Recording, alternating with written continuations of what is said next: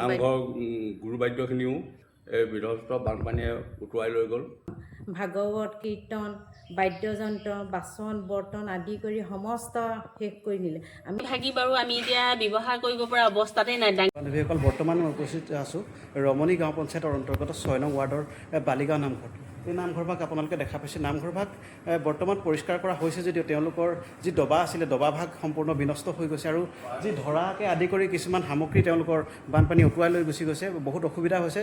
যিসকল স্থানীয় ব্যক্তি আছে তেওঁলোকৰ নিজৰ ঘৰখনে আচলতে জৰাজীৰ্ণ অৱস্থা হৈ গৈছে। গতিকে তেওঁলোকে নামঘৰ দবাভাগ কিনিবলৈ বা যি গুৰুবাদ্য আছিলে সেই বস্তুভাগ কিনিবলৈ তেওঁলোক বৰ্তমান অসমৰ্থ হৈ গৈছে। গতিকে অসমৰ হৃদয়বান ব্যক্তিসকলৰ ওচৰত তেওঁলোকে অকণমান আহ্বান জনাইছে যে তেওঁলোকে যদি অসমৰ বাকী অঞ্চলবিলাকত যি স্বৰূপে সহায় সহযোগিতা আগবঢ়াইছে সেই স্বৰূপে যদি এই নামঘৰ ভাগৰ স্বাৰ্থত যদি আপোনালোকে অকণমান ওলাই আহি তেওঁলোকক উপকৃত কৰে তেওঁলোক নিশ্চয় কৃতাৰ্থ হ'ব।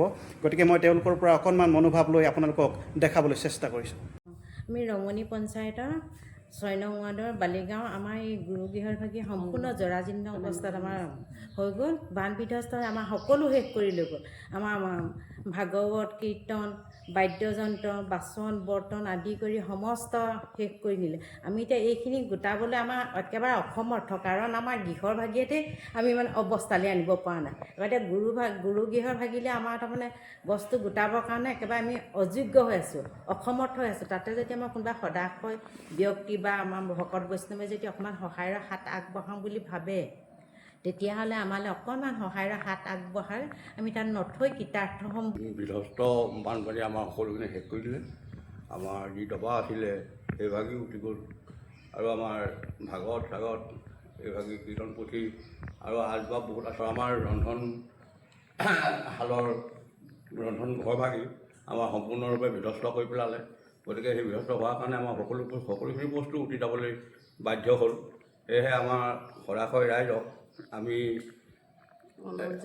অনুৰোধ জনাইছোঁ যে কোনোবাই যে সদাশয় ৰাইজে আমাক কিছুমান সহায় কৰে আমি নথৈ সুখী হ'ম। সকলোখিনি গুৰুবাদ্য আমাৰ এই বিধ্বস্ত বানপানীয়ে উটুৱাই লৈ গ'ল। গতিকে আমি একেবাৰে নিৰাশাত ভুগি আছোঁ।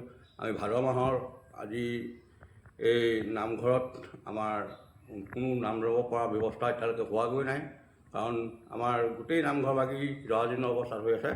গতিকে কোনোবা সদাশয় ৰাইজৰ আমি সহায় সহযোগ বিচাৰি আমি দেখা পাইছে আপোনালোকে তেওঁলোকৰ এটা ট্ৰাংক আছিলে। ট্ৰাংকটোৰ ভিতৰত আজি বানপানী হৈ যোৱা আজি 36-37 দিনৰ পাছত তেওঁলোকে ট্ৰাংকটো খুলিছে। ইয়াত কিছুমান স্কিন আছিলে আৰু নামঘৰ চন্দ্ৰতাপ আছিলে, সকলোবিলাক পানীত একেবাৰে জাহ গৈছে। এই কীৰ্তন ঘোষা দেখা পাইছোঁ, সেই ভাগ মই অকণমান দেখাবলৈ চেষ্টা কৰিম। এই ভাগি বাৰু আমি এতিয়া ব্যৱহাৰ কৰিব পৰা অৱস্থাতে নাই, দাঙিবলৈকে অসমৰ্থক। সহানুভূতি কৰে তেতিয়াহ'লে আমি হয়তো 2-এদিনৰ কাৰণে ল'বলৈ সুবিধাজনক হ'বও পাৰে। গুৰুগৃহৰ যি হিচাপ পত্ৰ নথি পত্ৰ আৰু পুথি পাতি যি আছিলে সকলোবিলাক এই বানে বিধ্বস্ত কৰিলে। আমাৰ নামঘৰৰ যিসকল পুথি পাজি আছিলে আমাৰ সম্পূৰ্ণ বিধ্বস্ত হৈ গৈছে। এইবোৰ শ্ৰীমদ ভাগৱত এই ভাগি আছিলে, এই ভাগে আমাৰ নাম ঘোষা ভাগি আছিলে।